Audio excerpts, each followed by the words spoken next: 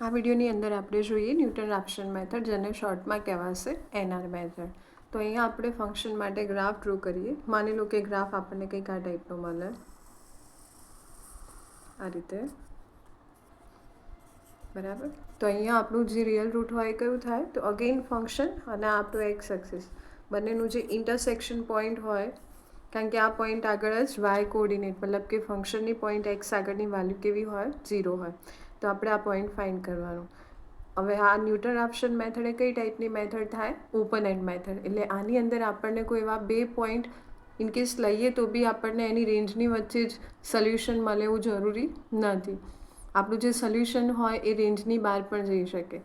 બીજી વસ્તુ એ કે જો આપણે ઇનિશિયલ ચોઇસ, આપણું જે સ્ટાર્ટિંગનું પોઈન્ટ હોય એ પ્રોપર નહીં હોય તો બી આપણને સોલ્યુશન નહીં મળે. એની ટાઈમ આપણી જે મેથડ હોય શું થાય, ડાયવર્સ થઈ જાય.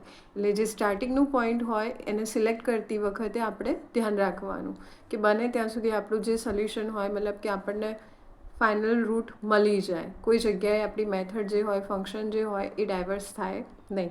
તો અહીંયા આપણે સ્ટાર્ટિંગનું એક પોઈન્ટ લઈએ, તો પોઈન્ટ તમે આ બંનેમાંથી ગમે તે એક બાજુથી લઈ શકો, બરાબર. કારણ કે અહીંયા આપણે સિંગલ પોઈન્ટ સિલેક્ટ કરીશું, જેની માટે કોઈ રિસ્ટ્રિક્શન છે નહીં કે ફંક્શનની વેલ્યુ કમ્પલસરી પોઝિટિવ જોઈએ કે નેગેટિવ જોઈએ.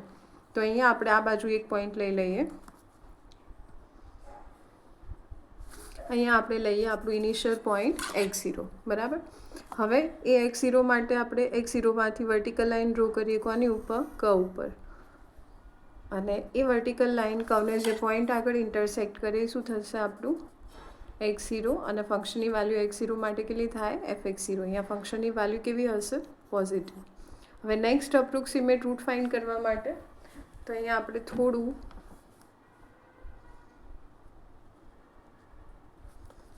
અને આગળ લઈ લઈએ. એટલે તમારે ધ્યાન રાખવાનું, ડ્રો કરતી વખતે હંમેશા પેન્સિલનો યુઝ કરવાનો.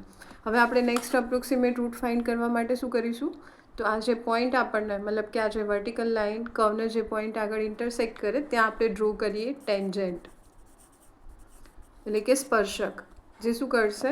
આને ટચ કરશે. કોઈ જગ્યાએ ઇન્ટરસેક્ટ નહીં કરે, ખાલી શું કરે? ટચ કરે. એક એવી સ્ટ્રેટ લાઇન કે જે પોઈન્ટ x0 fx0ને શું કરતી હોય? ટચ કરતી હોય. અને એ ટેન્જન્ટ વર્ટિકલ લાઇનના જે પોઈન્ટ આગળ ઇન્ટરસેક્ટ કરશે એ શું થશે? આપણું નેક્સ્ટ અપ્રોક્સિમેટ રૂટ x1, બરાબર. હવે અહીંયા આપણે જે આગળની મેથડમાં જોઈ ગયા એ રીતે પોઈન્ટ ફાઇન્ડ કરવાની જરૂર નહીં પડે. જે આપેલું પોઈન્ટ, જે મળતું પોઈન્ટ હોય આપણને, એ જ આપણું નેક્સ્ટ અપ્રોક્સિમેટ રૂટ થાય. આપણે જસ્ટ ચેક કરવું પડે કે એ જ આપણું રિયલ રૂટ છે કે નહીં. તો રિયલ રૂટ છે કે નહીં ચેક કરવા માટે શું કરીએ? આપણે x1માંથી વર્ટિકલ લાઇન ડ્રો કરીએ કર્વ ઉપર, અને એ વર્ટિકલ લાઇન કર્વને જે પોઈન્ટ આગળ ઇન્ટરસેક્ટ કરે તો આપણે એના કોઓર્ડિનેટ્સ ફાઇન્ડ કરી લઈએ. તો x કોઓર્ડિનેટ થશે x1 અને ફંક્શનની વેલ્યુ શું થશે એની માટે? fx1. અહીંયા ફંક્શનની વેલ્યુ કેવી મળે? પોઝિટિવ, મતલબ કે 0 થતી નથી. જો ફંક્શનની વેલ્યુ 0 નહીં હોય તો આ આપણું રિયલ રૂટ નહીં હોય. ફરીથી આપણે શું કરીએ? આ પોઈન્ટને રિપ્લેસ કરીએ. કોનાથી? કારણ કે હવે આપણું ઇનિશિયલ રૂટ થઈ ગયું. તો આને આપણે x0 તરીકે લઈ લઈએ. એટલે આ x0 fx0 થઈ ગયા. ફરી આ પોઈન્ટ આગળ આપણે ટેન્જન્ટ ડ્રો કરીએ અને એ ટેન્જન્ટ એક્સ એક્સિસને જે પોઈન્ટ આગળ ઇન્ટરસેક્ટ કરીએ આપણું શું થશે? Next approximate root. તો આપણને બહુ જલ્દી રૂટ મળી ગયું. અને આની અંદર એક્યુરેસી બી કેવી હશે? વધારે હશે. પણ જો તમે ઇનિશિયલ રૂટ પ્રોપરલી ચૂઝ કરશો તો, જો એ નહીં મળે તો પછી આપણને સોલ્યુશન બી છેલ્લે નહીં મળે. હવે આપણે આની અંદર આપણું જે નેક્સ્ટ અપ્રોક્સિમેટ રૂટ x1 એની ફોર્મ્યુલા ફાઇન્ડ કરીએ. તો ફોર્મ્યુલા માટે અહીંયા આપણને ગ્રાફની અંદર ટ્રાયેંગલ શેપ દેખાય. આ ટ્રાયેંગલમાં આપણે આ એંગલ થીટા ધારી લઈએ. તો again tan θ is equal to શું થશે? તો opposite side by adjacent side. હવે આ ઓપોઝિટ સાઇડની વેલ્યુ કેટલી મળે? તો વાય કોઓર્ડિનેટની વેલ્યુ એ જ આપણું આ ડિસ્ટન્સ થાય. વાય કોઓર્ડિનેટ કેટલા જ છે? fx0. અને આ બે પોઈન્ટ વચ્ચેનું ડિસ્ટન્સ કેટલું મળશે આપણને? x0 minus x1. તો tan θ is equal to opposite side fx0 by adjacent side x0 minus x1. હવે અહીંયા આ પોઈન્ટ આગળ આપણે જો tan θનો મતલબ શું થાય કે આપણને જે કર્વ આપેલો હોય એનો સ્લોપ, અને સ્લોપ ફાઇન્ડ કરવાની બીજી ફોર્મ્યુલા બી છે કે difference of y coordinates by difference of x coordinates. તો વાય કોઓર્ડિનેટના ડિફરન્સને અહીંયા આપણે ડિનોટ કરીએ dy થી, બરાબર. અને એક્સ કોઓર્ડિનેટનો જે ડિફરન્સ હોય એને આપણે ડિનોટ કરીએ dx થી. તો આ ડીવાય બાય ડીએક્સ એટલે શું થઈ ગયું? ફંક્શનનું ડેરિવેટિવ. પણ આપણે એ ડેરિવેટિવ કયા પોઈન્ટ આગળ લઈએ? જે આપણું ઇનિશિયલ પોઈન્ટ x0 હતું ત્યાં.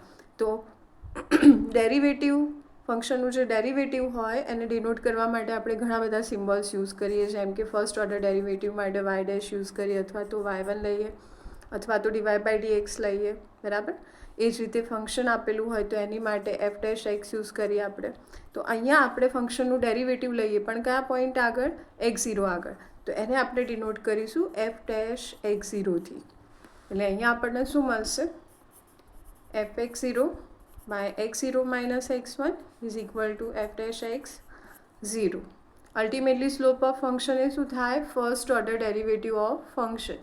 તો આ બંને ઇક્વલ થઈ ગયા. આમાંથી આપણે ફોર્મ્યુલા કોની ફાઇન્ડ કરવાની? x1ની. તો આ ટર્મને અહીંયા લઈ જઈએ, આને અહીંયા લાવી દઈએ. તો f x0 by f dash x0 is equal to x0 minus x1. હવે x1ને ઓબ્જેક્ટ બનાવવાના તો નેગેટિવ છે, તો એને પોઝિટિવ કરવા માટે લેફ્ટ સાઈડ લઈ જઈએ. x0 as it is minus f x0 by f dash x0. આ થઈ ગઈ આપણી ન્યૂટન રાફ્સન મેથડની ફોર્મ્યુલા. હવે x1 મળી ગયું આપણને. એની ઉપરથી આજે નેક્સ્ટ પોઈન્ટ આપણું જે x2 હોય, તો x2 ફાઇન્ડ કરવાની ફોર્મ્યુલા શું થશે?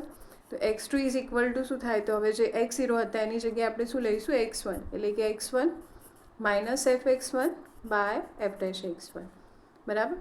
તો અહીંયા એ જ રીતે આપણે nth પોઈન્ટ સુધી ફાઇન્ડ કરતા હોઈએ તો એની જનરલ ફોર્મ્યુલા થાય xn plus 1 is equal to xn minus f of xn by f dash xn. આ એની ઇન જનરલ ફોર્મ્યુલા, બરાબર. તો હવે આપણે નેક્સ્ટ વિડીયોની અંદર જોઈએ એનો એક્ઝામ્પલ.